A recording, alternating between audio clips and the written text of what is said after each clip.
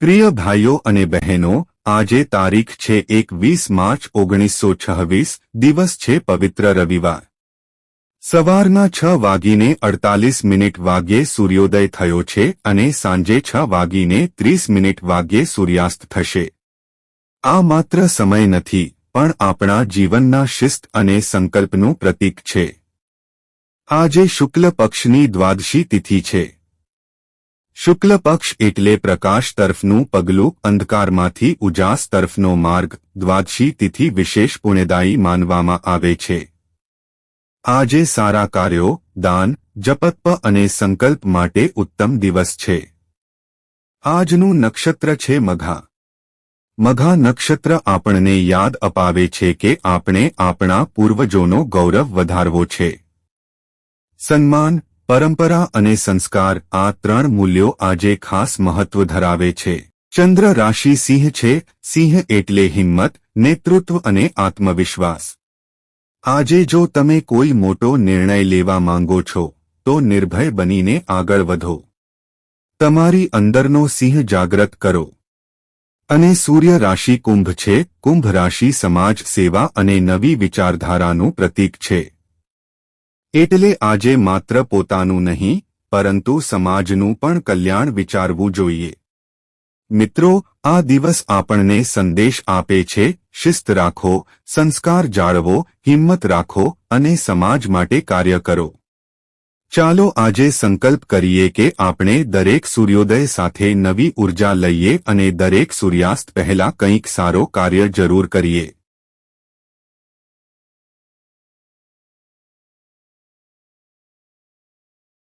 પ્રિય સત્સંગી ભાઈઓ અને બહેનો, આજે આપણે રવિવારના વિશેષ મહત્વ વિશે વાત કરવા એકત્ર થયા છીએ. રવિવાર માત્ર અઠવાડિયાનો દિવસ નથી, પરંતુ સૂર્યદેવનો પવિત્ર દિવસ છે. સૂર્યદેવ શક્તિ, આત્મવિશ્વાસ અને પ્રતિષ્ઠાના પ્રતીક છે. જ્યારે સૂર્ય ઉગે છે, ત્યારે તે આપણને સંદેશ આપે છે: ઉઠો, જાગો અને જીવનમાં પ્રકાશ ફેલાવો.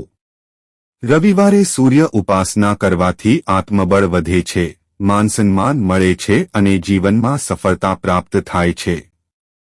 આ દિવસ ખાસ કરીને સરકારી કામો માટે શુભ માનવામાં આવે છે. જો કોઈ નવી શરૂઆત કરવી હોય, સંકલ્પ લેવો હોય, તો રવિવાર શ્રેષ્ઠ સમય છે. આ દિવસ પિતૃઆશીર્વાદ મેળવવા માટે પણ ઉત્તમ ગણાય છે. વડીલોનો આશીર્વાદ લેવો, પૂર્વજોને યાદ કરવું એ આપણું કર્તવ્ય છે. રવિવારે હૃદય અને આરોગ્ય માટે પ્રાર્થના કરવી વિશેષ ફળદાયી માનવામાં આવે છે. પરંપરા મુજબ સૂર્યદેવને જળ અર્પણ કરવું, લાલ ફૂલ અર્પણ કરવું અને ગોળનો ભોગ ચડાવવો શુભ માનવામાં આવે છે. આ માત્ર રીતરિવાજ નથી, પરંતુ આપણા જીવનમાં સકારાત્મકતા લાવવાનો માર્ગ છે. મિત્રો, રવિવાર આપણને શીખવે છે કે જીવનમાં તેજસ્વી બનવું છે તો સૂર્ય જેવું નિષ્ઠાવાન અને નિયમિત બનવું પડશે. જેમ સૂર્ય રોજ સમયસર ઉગે છે, તેમ આપણે પણ જીવનમાં શિસ્ત અને સંકલ્પ રાખવો જોઈએ. ચાલો આજે સંકલ્પ કરીએ કે દરેક રવિવારને આધ્યાત્મિક ઉર્જાનો દિવસ બનાવીશું, સારા કાર્યો કરીશું અને સમાજમાં પ્રકાશ ફેલાવીશું. આપણા જીવનમાં દરેક દિવસ ભગવાનની ભેટ છે. પરંતુ જો આપણે દિવસની શરૂઆત શુભ કાર્યોથી કરીએ, તો આખો દિવસ સકારાત્મકતા અને આશીર્વાદથી ભરાઈ જાય છે.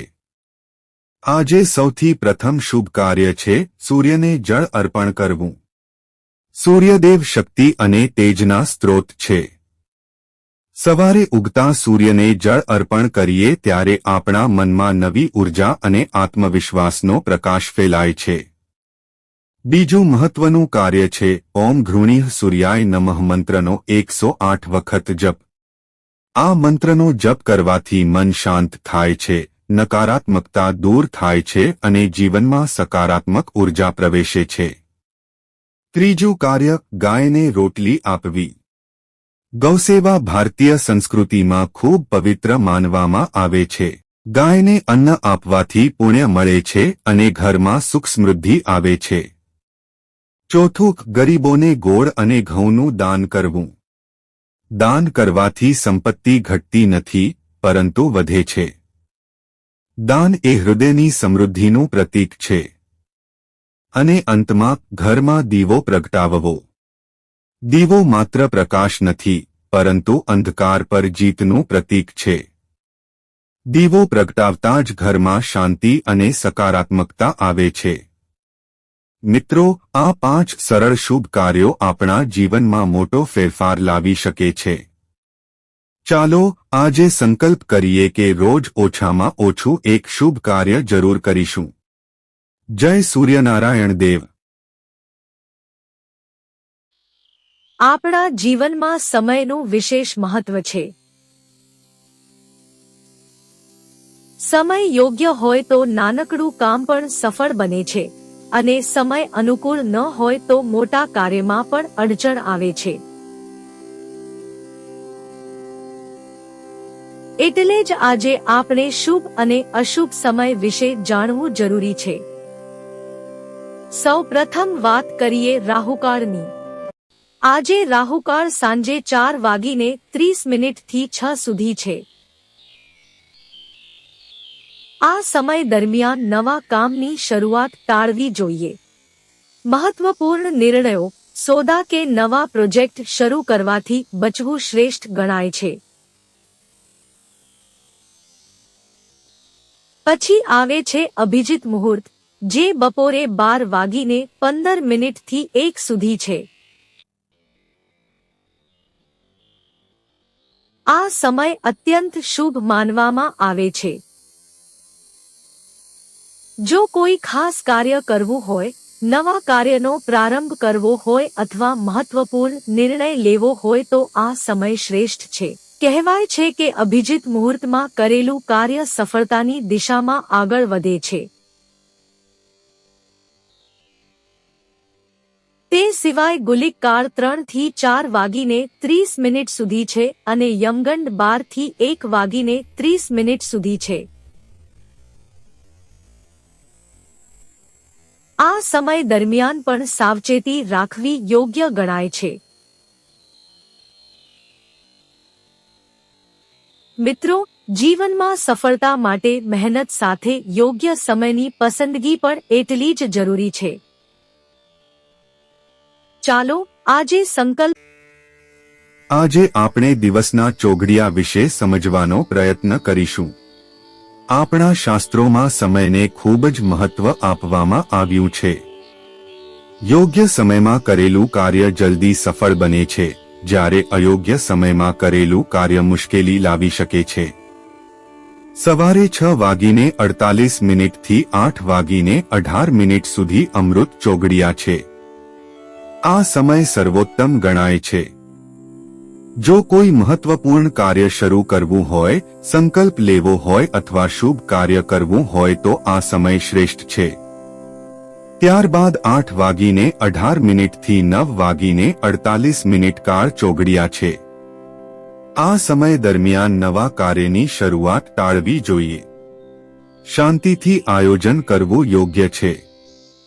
9:48 થી 11:18 શુભ ચોઘડિયા આવે છે. નામ પ્રમાણે આ સમય સારા કાર્યો માટે અનુકૂળ છે. ઘરેલું કાર્ય, નાની શરૂઆત અથવા શુભ વિચાર માટે આ સમય સારો છે. પછી 11:18 થી 12:48 રોગ ચોઘડિયા છે. આ સમય મહત્વપૂર્ણ કામ ટાળવું શ્રેષ્ઠ ગણાય છે.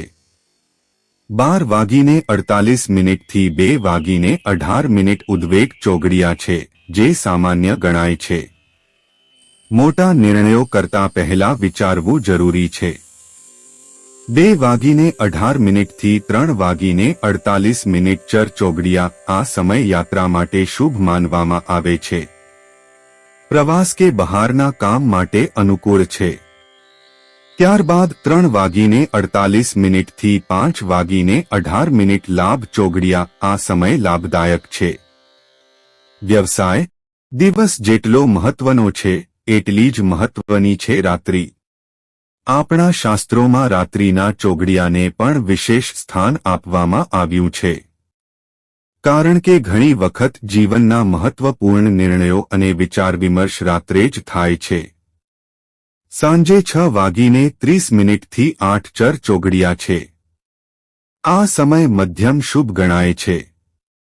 સામાન્ય કામ, મુલાકાત કે નાની યાત્રા માટે યોગ્ય છે. ત્યારબાદ 8 થી 9:30 રોગ ચોઘડિયા આવે છે. આ સમય નવા કાર્યની શરૂઆત ટાળવી શ્રેષ્ઠ ગણાય છે. આરામ, પ્રાર્થના અથવા શાંતિપૂર્વક સમય પસાર કરવો સારું છે. 9:30 થી 11 કાળ ચોઘડિયા આ સમય અશુભ માનવામાં આવે છે. મોટા નિર્ણયો કે નવા પ્રોજેક્ટ શરૂ ન કરવા જોઈએ. પરંતુ 11 થી 12:30 લાભ ચોઘડિયા ખૂબ શુભ છે. જો કોઈ મહત્વપૂર્ણ ચર્ચા, આયોજન કે લાભદાયક કાર્ય કરવું હોય તો આ સમય અનુકૂળ છે. પછી 12:30 થી 2 ઉદ્વેગ ચોઘડિયા આ સમય સામાન્ય છે. સાવચેતી સાથે કાર્ય કરવું.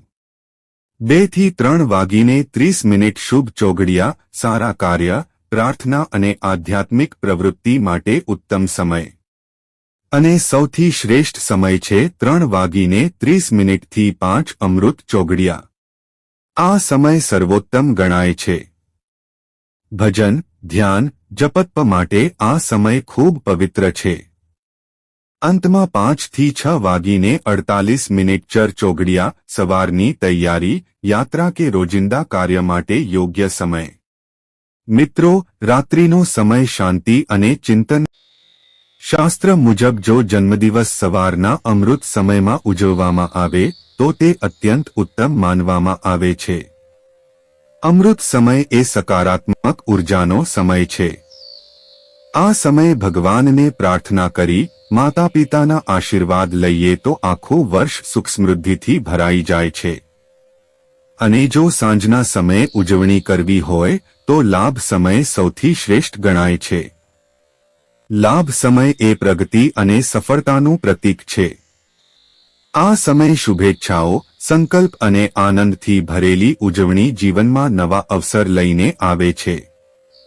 સૌથી મહત્વપૂર્ણ વાત, પૂજા પછી કેક કટિંગ કરવું શુભ ગણાય છે. પહેલા ભગવાનનો આશીર્વાદ, પછી પરિવારનો પ્રેમ અને ત્યારબાદ ઉજવણી આ જ સચી પરંપરા છે. કારણ કે આશીર્વાદ સાથે શરૂ થયેલું વર્ષ હંમેશા સફળ બને છે. મિત્રો, જન્મદિવસ એ નવા સંકલ્પો લેવાનો દિવસ છે. ચાલો આજે નક્કી કરીએ કે આપણે સારા વિચારો અપનાવીશું, પરિવારનું સન્માન કરીશું અને સમાજ માટે પણ કંઈક સકારાત્મક કાર્ય કરીશું. ભગવાન આપને દીર્ઘ આયુષ્ય, સુખ, આરોગ્ય અને સફળતા આપે એ જ હાર્દિક શુભેચ્છા. Happy birthday.